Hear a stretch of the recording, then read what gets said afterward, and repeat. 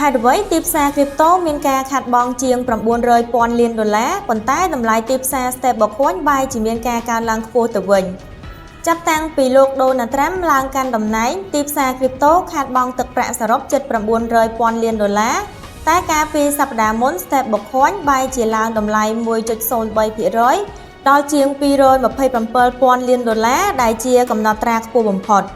ហើយអ្វីទីផ្សារគ្រីបតូធ្លាក់ប៉ុន្តែ Stablecoin បែរជាឡើងទៅវិញដើម្បីឲ្យយល់រឿងនេះយើងត្រូវងាកទៅមើលថាតើមានរឿងអ្វីកើតឡើងនៅទីផ្សារជាមុនសិន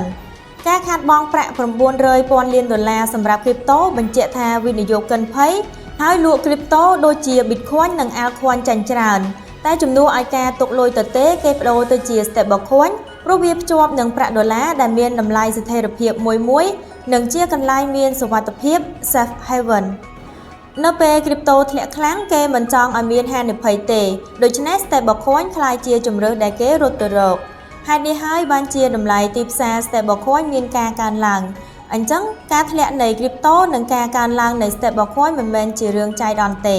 វាបង្ហាញថានៅពេលដែលទីផ្សារមានបញ្ហាគេជឿជាក់លើ Stablecoin ជាង Crypto ផ្សេងព្រោះវាផ្សារភ្ជាប់នឹង USD ដែលនៅតែខ្លាំងអ្នកជំនាញផ្ដល់ទស្សនៈថា Stablecoin កំពុងផ្លាស់ប្ដូរទីផ្សារលោក Sam ដែលជា founder របស់ Freak Finance បានបង្ហោះសារថា Bear Market សម្រាប់ Crypto គឺជា Bull Market សម្រាប់ Stablecoin លោក Sam បានបញ្យល់បន្ថែមទៀតថាពេល Crypto ធ្លាក់តម្លៃមានន័យថា USD ឡើងថ្លៃដោយសារ Stablecoin ផ្សារភ្ជាប់ USD វាទទួលបានអត្ថប្រយោជន៍ហើយតម្លៃទីផ្សារ Market Cap កើនឡើងចំណែក Co-founder របស់ CryptoQueen លោក Ki Yongju វិភាគថា Altcoin Season ចាស់ហួសសម័យលុយថ្មីចូលតាម Stablecoin ជាង Bitcoin លោក Ki Yongju បន្ថែមទៀតថាសម័យមុន Bitcoin នាំលុយចូលទីផ្សារតែឥឡូវ Stablecoin ទទួលតួនាទីនេះព្រោះវាមានស្ថិរភាពនិងគេទទួលស្គាល់ច្រើនមិនតែប៉ុណ្ណោះ Stock Market អាមេរិកក៏ធ្លាក់ដែរដូច្នេះគេរត់ទៅរក Stablecoin ជាជម្រើសសុវត្ថិភាពអ្នកជំនាញទាំងពីរយល់ថា Stablecoin ឡើងព្រោះវាជាកន្លែងដែលគេទុកលុយនៅពេលដែល Crypto និង Stock Market មានហានិភ័យវាមិនមែនជារឿងចម្លែកទេតែវាជានិន្នាការថ្មីនៅក្នុងទីផ្សារតើច្បាប់ថ្មីជួយ Stablecoin យ៉ាងដូចម្តេច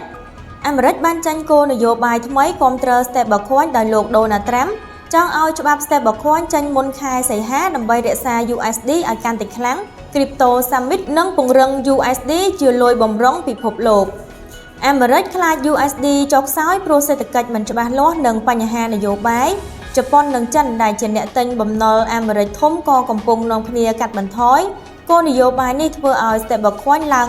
$50,000 លានតាំងពីត្រាំឈ្នះឆ្នោតមកអញ្ចឹងច្បាប់ថ្មីមិនត្រឹមតែជួយ Stablecoin ទេតែជួយ USD និងបំណុលអាមេរិកផងដែរ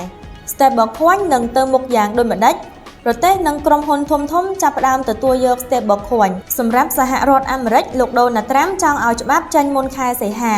សម្រាប់ថៃកាលពីថ្ងៃទី10ខែមីនាឆ្នាំ2025បានអនុម័ត USDT និង USDC សម្រាប់ការជួញដូរស្របច្បាប់សម្រាប់ជប៉ុនបានកែច្បាប់ឲ្យក្រុមហ៊ុនធ្វើ Stablecoin ងាយស្រួលនិងក្រុមហ៊ុនមួយចំនួនទៀតដូចគ្នាដូច្នេះ Stablecoin កំពុងរីកធំព្រោះមានទាំងច្បាប់និងការប្រើប្រាស់ជាក់ស្ដែងដែលក្លាយជាអនាគតនៃ Crypto និងលុយសកលផងដែរ